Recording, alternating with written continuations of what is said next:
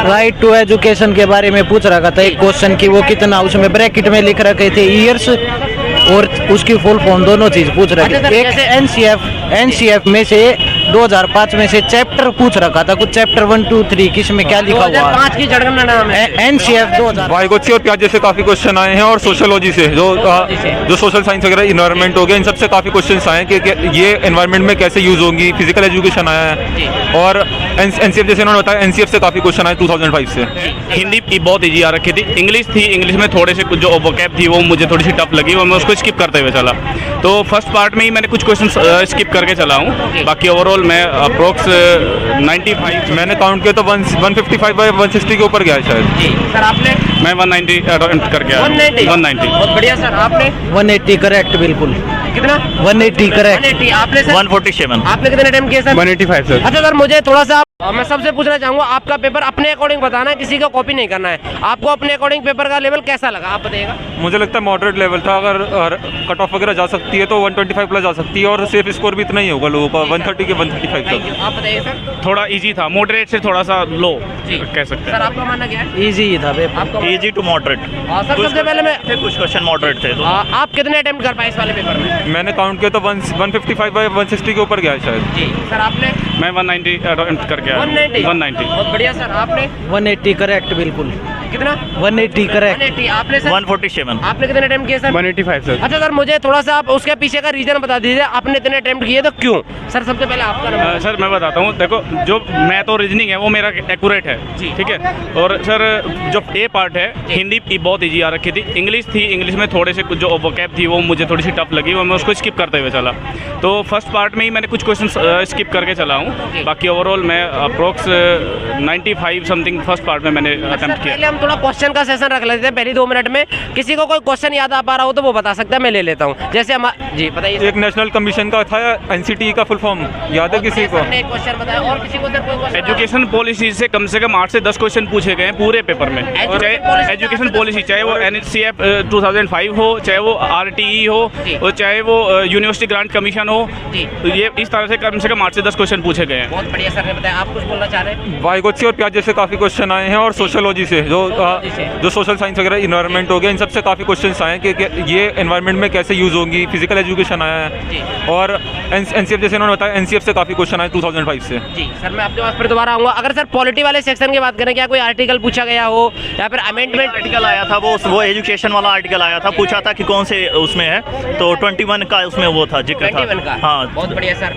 अब सर आपको कोई क्वेश्चन याद आ पा रहा है? राइट टू एजुकेशन के बारे में पूछ रखा था एक क्वेश्चन की, वो कितना उसमें ब्रैकेट में लिख रखे थे ईयर्स और उसकी फुल फॉर्म दोनों चीज पूछ रखे थे। एक एनसीएफ में से 2005 में से चैप्टर पूछ रखा था, कुछ चैप्टर 1 2 3 किस में क्या लिखा हुआ है। 2005 की जनगणना नाम है एनसीएफ 2005 में से चैप्टर, एनसीटी में से सिर्फ सी की फुल फॉर्म पूछ रखी थी। बहुत बढ़िया सर ने क्वेश्चन बताया। सर आपको SUPW की फुल फॉर्म थी, social SUPW social useful productive work की फुल फॉर्म थी। बहुत बढ़िया सर। बस ये हाँ, सेम क्वेश्चंस मेरे को जितने ध्यान आ रहे हैं वो उन्होंने बता दिया। सर जैसे मैं बात करूं हमारी हिस्ट्री की, मुगल काल हो गया, दिल्ली सल्तनत हो गया, वहाँ से एक आध क्वेश्चन कोई मिला हो? 1-2 क्वेश्चन, बस 1-2 क्वेश्चन था। करंट से क्वेश्चन देखने को मिले थे और मॉडर्न हिस्ट्री से क्वेश्चन देखने को मिले थे। अच्छा सर, लगभग करंट से कितने क्वेश्चन थे? मैं आपके पास अप्रोक्स 4 to 5 क्वेश्चन करंट से थे। 4 to 5 क्वेश्चन हाँ। करंट से थे। जी सर। मोस्टली क्वेश्चंस करंट से ही थे, जैसे कोई अवार्ड मिलना हो गया, कोई स्पोर्ट्स का हो गया कि स्पोर्ट्स में किसको मिला है, और करंट प्रेसिडेंट कौन है। मेरे हिसाब से इजराइल का पूछा था, करंट प्राइम मिनिस्टर कौन है। अच्छा, इजराइल का करंट प्रेसिडेंट पूछ लिया गया था। बहुत बढ़िया सर ने क्वेश्चन बताया। सर एक पीसा की मीनार पूछी गई थी, कहाँ थी? जी। और सर एक सवाल पूछा गया था कि मॉरिशस के जो प्रधानमंत्री थे जिनकी डेथ हो गई थी, उनको कौन सा अवार्ड दिया गया था? ठीक है सर, ये ऑप्शंस थे, नोबेल पुरस्कार था, या पद्म भूषण था, पद्म विभूषण था, या भारत रत्न था। अच्छा सर, मैं सभी से पूछना चाहूंगा, कोई स्पोर्ट का क्वेश्चन आया था क्या पेपर में? एक मिनट पहले सर से पूछ लेता हूं मैं। एक क्वेश्चन कौन सा था, वो क्वेश्चन याद नहीं आ रहा। पहले सर बता देते हैं। नहीं, याद नहीं आ रहा। जैसे कोई ओलंपिक, लेकिन ये याद है थोड़ा बहुत, उसमें रोजर फेडरर वगैरह के मतलब कुछ ऐसे ही था, टेनिस चैंपियनशिप वगैरह कुछ रिलेटेड था। कब के बारे में, हाँ। एक टेस्ट कप के बारे में पूछा था कि जो आईसीसी वर्ल्ड टेस्ट लीग है वो किसने जीती थी, एक क्वेश्चन था। अच्छा सर, नॉर्मल क्वेश्चन था बिल्कुल। सीआरआर की full form cash reserve ratio, बस। सीआरआर की फुल फॉर्म क्या है? इकोनॉमिक्स में। अच्छा, मैं चलिए ओके। अब हम थोड़ा सा मैं बात करूं, आप इधर साइड में आ जाइए, साइड में। हाँ भाई जी, अगर मैं बात करूं, मेरे पास में और भी बहुत सारे सेक्शन है, जैसे पेडागोजी हो गया। कैसे लेवल की पूछी जा रही है, क्वेश्चन याद आए तो बता दीजिएगा। क्वेश्चन थोड़ा रिमाइंड कर, लेवल मॉडरेट से थोड़ा सा लो ही कहूँगा मैं तो जी। बहुत ज़्यादा टफ क्वेश्चंस नहीं थे, बहुत इजी क्वेश्चन से थे। तो सर आप थोड़ा सा बताइएगा, साइकोलॉजी वाला सेक्शन कैसे कैसे क्वेश्चन बन रहे हैं? एक होता है फैक्ट बेस, एक होता है एप्लीकेशन बेस, और एक होता है सर प्रैक्टिकली। नॉलेज बेस्ड जो मेमोरी में याद होना, वो ज़्यादा क्वेश्चंस थे। इस बार जैसे सीटेट में पूछे जाते हैं ना कि प्रैक्टिकल एप्लीकेशन वाले, वैसे क्वेश्चंस कम थे। बाकी फैक्ट बेस्ड का वो फैक्ट बेस्ड ज़्यादा थे उसमें। बहुत बढ़िया सर। अच्छा, एक चीज़ और पूछी गई थी कि जो फिजिकल एजुकेशन है वो उसका इम्पोर्टेंस क्या है अपने जो है 3-4 क्वेश्चन डेवलपमेंट में, इस तरह से क्वेश्चन थे। और फिजिकल एजुकेशन का जो एप्लीकेशन है वो कब से लागू की गई थी? एनसीएफ 2005 से या 2000 आरटी 2009 से? आपने अटेम्प्ट कितने किए? सर मैंने अटेम्प्ट कर लिया 151 के आसपास। 151। आपको कोई क्वेश्चन याद आ पा रहा हो सर? क्वेश्चन याद आ रहा है, जैसे कि सर फुल फॉर्म ज़्यादा पूछी है, जैसे कुछ भी चीज़ हो गई एनईपी से रिलेटेड, और कि ये चीज़ कब लागू की गई थी, या कोई भी कॉन्सेप्ट किस मतलब कि प्रोजेक्ट के थ्रू लॉन्च किया गया था, ये पूछा गया। बाकी यार इजी पेपर है, थोड़ी तैयारी और चाहिए, हो जाएगा। मैंने तो पेयरिंग में दिया था, मेरे को कोई दिक्कत नहीं हुई। अच्छा सर, मेरे को अभी आप लोग बताइएगा कि जैसे आप लोगों ने 150, 180, 170 तक आप लोग पहुंचे हैं, अगर किसी स्टूडेंट को 170 अटेम्प्ट करने तो स्ट्रेटेजी क्या होनी चाहिए? सर से पहले तो पूछ लेते हैं हम लोग। मेरे हिसाब से स्ट्रेटेजी तो ये होनी चाहिए, उसका पहले पेडागोजी पार्ट बहुत ज़्यादा अच्छा कवर्ड हो, क्योंकि पेडागोजी से 100 से ऊपर क्वेश्चन बन जाते हैं सभी सेक्शन के अंदर, चाहे वो आप इंग्लिश में कह लीजिए, हिंदी में कह लीजिए, सभी के अंदर पेडागोजी कुछ ना कुछ क्वेश्चन मिल जाते हैं। तो पेडागोजी अच्छी होनी चाहिए। पेडागोजी में भी एनसीएफ, सीसीई, ये सब बहुत क्लियर होने चाहिए। अभी तक जितने भी एजुकेशन पॉलिसी रही हैं वो सारी क्लियर होनी चाहिए। पियाजे वाइगोत्स्की के ऊपर बहुत ज़्यादा इंपॉर्टेंस हमेशा दी गई है, चाहे सीटेट हो, चाहे रीट हो, चाहे कोई सा भी एजुकेशन का पेपर हो, तो ये बहुत क्लियर होने चाहिए। और आपकी रीजनिंग में स्पीड और एक्यूरेसी दोनों हो, और मैथ्स में कॉन्सेप्ट ऐसे हों जो आपको शॉर्टेस्ट टाइम में, जो कम से कम टाइम में आपको एक्यूरेसी के साथ आंसर दें, तो इस तरह का होना चाहिए।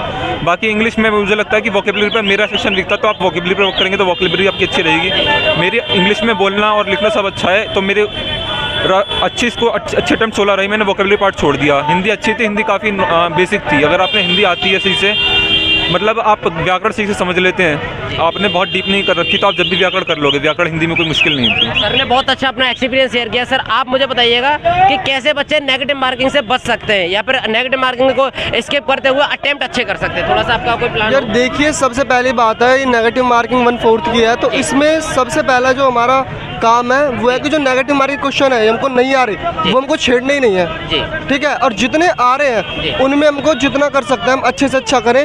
बाकी दो तरीके से आता है कि एक तो हमको बिल्कुल ही नहीं आता, और एक होता है कि हमको सस्पेंस होता है। हम ऑप्शन 4 हैं, उनमें से एसिमुलेट कर सकते हैं कि भाई 2 हटा दिए हमने ऑप्शन, तो हमको 2 ऑप्शन बचे, तो हमको लग रहा है 50-50 का चांस हो सकता है इसमें, तो उसमें आप अपना तुक्का कह सकते हो, या अपनी क्या कहते हैं किस्मत को आजमा सकते हो, ये आपके लिए बेस्ट रहेगा। बहुत बढ़िया सर ने बताया। सर अगर मैं आपसे जानना चाहूँ कि जैसे जो हमारा साइकोलॉजी वाला सेक्शन है, उसमें क्या क्वेश्चन लेंदी थे, ऑप्शन थे वो 1 A और B और C, A और C, इनमें से कोई नहीं सर, बहुत कम, 3 से 4 क्वेश्चन, 5 क्वेश्चन आप मैक्सिमम कह सकते हैं कि इस तरह के क्वेश्चन रहे होंगे कि जो स्टेटमेंट कंक्लूजन वाले रहे हों। नहीं तो ऑलमोस्ट सब सिंगल आंसर वाले क्वेश्चन थे कि उसमें 4 में से कोई एक ऑप्शन आपको क्लिक करना है। अच्छा सर, थोड़ा सा मैं और टॉपिक आप लोगों को याद दिलाना चाहूँगा, जैसे कोडिंग डिकोडिंग हो गया हमारा, कितने क्वेश्चन थे, कैसा लेवल था, कोई बताना चाहेगा? कोडिंग से तो बहुत इजी आप क्वेश्चन थे। रीजनिंग में शायद 3 क्वेश्चन थे कोडिंग डिकोडिंग से, और फिगर काउंटिंग से थी।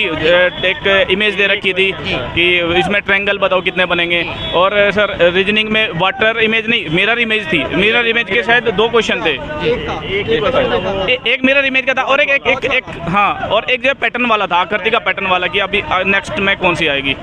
रीजनिंग की ओवरऑल बात करें तो मतलब ठीक है, एवरेज ही कह सकते हैं, एवरेज से इजी ही कह सकते हैं। अच्छा सर, आपसे अपनी प्रिपरेशन कर रहे हैं और कैसे क्या पढ़े और किस टॉपिक को ज़्यादा पढ़े? जैसे सर से मैं पूछना चाहता हूँ। सर पहले तो पेडोलॉजी पे फोकस करना बहुत ज़रूरी है। अगर जितना आपका पेडोलॉजी कमांड होगा वहाँ पे सबसे ज़्यादा स्कोरिंग कर सकते हैं आप। फिर हिंदी, यहाँ भी अच्छा स्कोरिंग हो सकता है, इंग्लिश में भी अच्छी स्कोरिंग हो सकती है, और मैथ थोड़ा कैलकुलेटिव हो जाता है तो वहाँ टाइम टेकिंग हो जाता है, वहाँ टाइम ज़्यादा लग सकता है। तो मैं कहूँगा कि मैथ पे लेस फोकस करके आप इधर जीएस पे भी थोड़ा फोकस कर सकते हैं, क्योंकि ईजी आ रहा है जीएस वाला सेक्शन, और फिर आप रीजनिंग में भी अच्छा खासा फोकस करके और अच्छा कर सकते हैं, बहुत अच्छा स्कोरिंग 150 प्लस 160 तक आप स्कोर कर सकते हैं।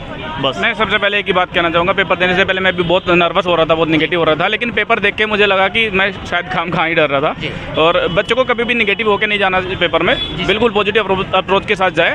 और पेपर बहुत मतलब एक्सपेक्टेशन जो बच्चे की रहेगी, अगर उसने थोड़ी तैयारी की है उसका पेपर बहुत अच्छा हो जाएगा। बहुत बढ़िया सर आप कुछ मुझे तो लगता है अगर मैं प्रैक्टिकल होता, मतलब मैं रियल हूँ कि मैं जितना प्रिपेयर करके आया हूँ उतना मैं एक्सपेक्ट करके चलूँगा। और अपना टाइम मैनेजमेंट सबसे ज़्यादा ज़रूरी है। मुझे लगा था कि मेरे को ये भी याद नहीं था कि हम कंप्यूटर स्क्रीन पर टाइम देख सकते हैं। अगर टाइम मैनेजमेंट अच्छी है तो टाइम मैनेजमेंट के अकॉर्डिंग आप टाइम चलेंगे तो हो जाएगा। मेरा 8 मिनट पहले हो गया था, तो मुझे लगता है कि मैंने फेयरली टाइम दिया अपने आंसर्स को, लेकिन मैंने टाइम वेस्ट नहीं किया। अगर लेंथी क्वेश्चन आपको आ रहा है तो आप उसे करने के लिए टाइम दे सकते हैं, अगर आपको नहीं आ रहा है तो उस पर टाइम ज़्यादा मत देना।